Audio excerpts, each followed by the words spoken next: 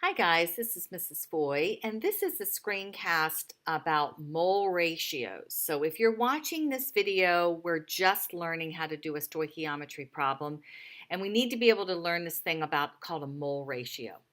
So in order to get started, let's take a look at this mole map. So you have probably already made one of these mole maps. So the idea of this mole map is all the different ways that you can convert to moles. Moles is the center of everything in chemistry.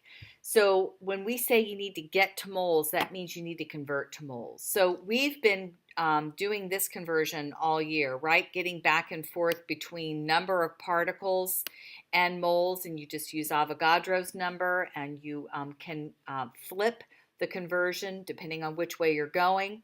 We also learned how to get back and forth between mass and moles, so we use the molar mass of a compound, and you can put that on the top or the bottom depending on which way you're going back and forth with that. We learned about molarity. Molarity is moles per liter, and if you multiply that times the volume, then you can get to moles, and that's another way. We also learned in our gas unit that a gas at STP, 1 mole of that gas has 22.4 liters of volume. And a gas that is not at STP, we can solve for moles by taking PV divided by RT, right? This is the ideal gas law, and you can manipulate that to solve for that moles if the gas is not at STP. So if the gas is not at STP, then you can go to a little bit more trouble and still get to moles that way. So you do have to get to moles. So in order to do a stoichiometry problem, you have to do 4 steps, guys. You have to get a balanced chemical equation. Then you have to put all of the information in the problem into moles.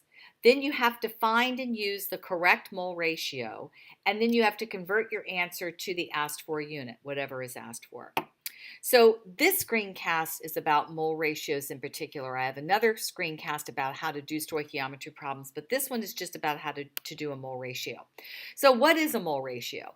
Well, we're going to start off with one of my favorite things, and that is chocolate chip cookies. So if you look at a chocolate chip cookie recipe, you can see that you have this different list of ingredients. And if I were to ask you what is the ratio of flour to shortening, then you could say, well, Mrs. Foy, I can see that there are 3 cups of flour for every 1 cup of shortening.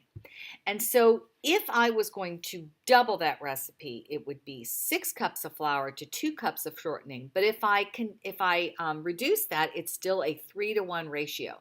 So if I was going to make chocolate chip cookies for 100 people or just 1 batch of chocolate chip cookies, I would always have that same ratio of 3 cups of flour to 1 cup of shortening.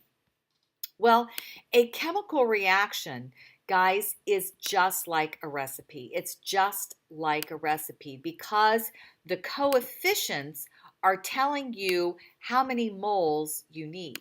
So you can read this as 1 mole of nitrogen gas reacts with 3 moles of hydrogen gas to give you 2 moles of ammonia. And so a mole ratio, I can find a couple of different mole ratios in this balanced equation. So for example, I can say 1 mole of nitrogen gas for every 3 moles of hydrogen gas. And where did I get the 1 and the 3? From the coefficients of the balanced equation. Or another mole ratio is 3 moles of hydrogen for every 2 moles of ammonia.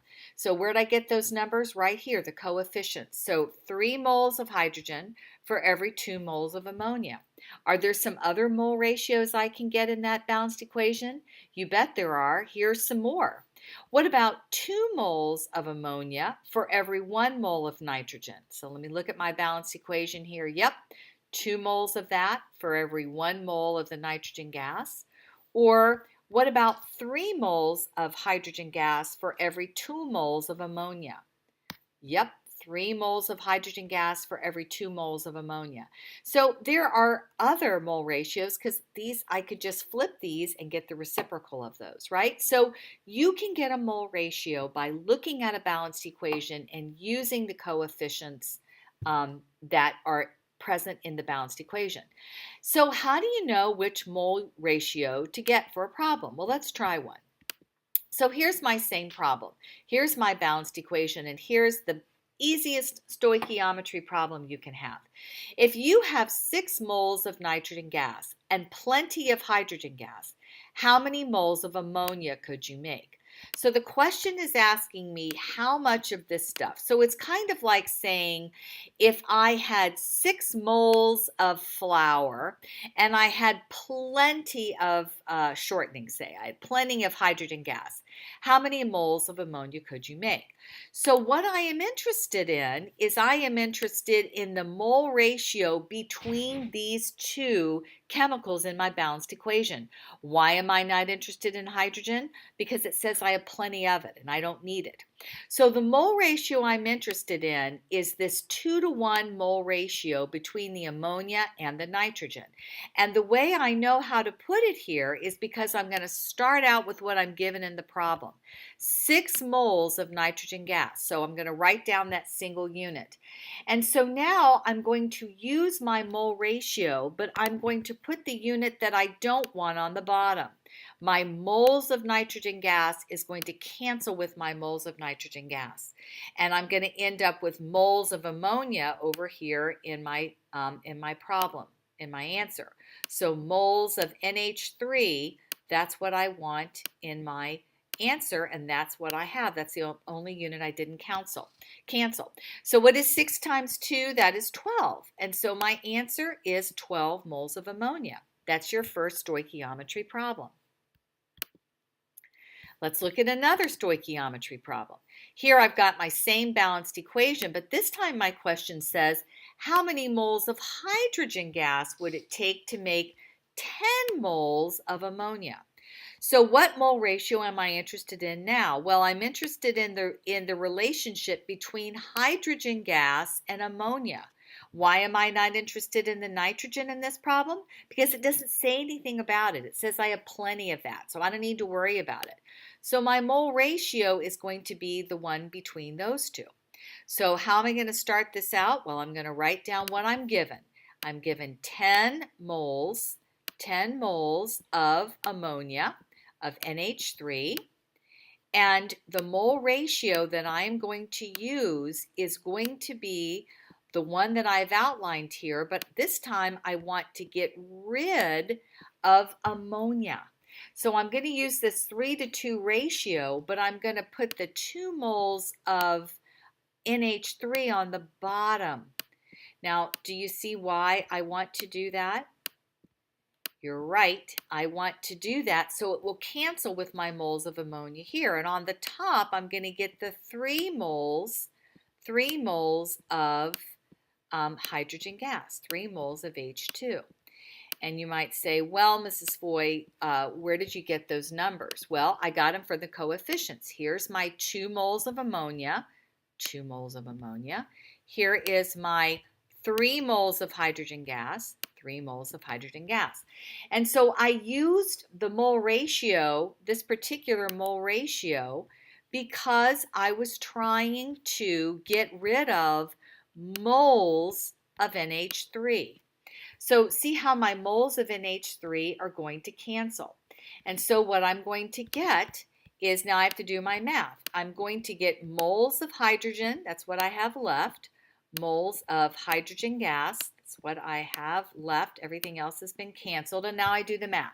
10 times 3 is 30, and 30 divided by 2 is 15. So my answer is I would need 15 moles of hydrogen gas. Now, sometimes, as you can imagine, we don't put everything in moles. This time I've got a problem where it says I have 5 grams of nitrogen. How many moles of ammonia could I make? So I have my students draw out the problem here. I have 5 grams of this. It's asking me how many grams of the ammonia that I need. Do you see that that's going to be my mole ratio? I'm going to be comparing 1 mole of this for every 2 moles of this.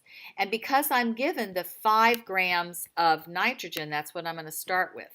5 grams of N2. But I need to get to moles to use my mole ratio. And so I'm going to have to convert the grams of nitrogen into moles of nitrogen. So I know the molar mass of N2 is 28 grams because I have a periodic table and I know that. So 28 grams is my molar mass. 28 grams is how much 1 mole of N2 weighs. Now I can cancel out my grams of nitrogen, and now I'm in moles of nitrogen.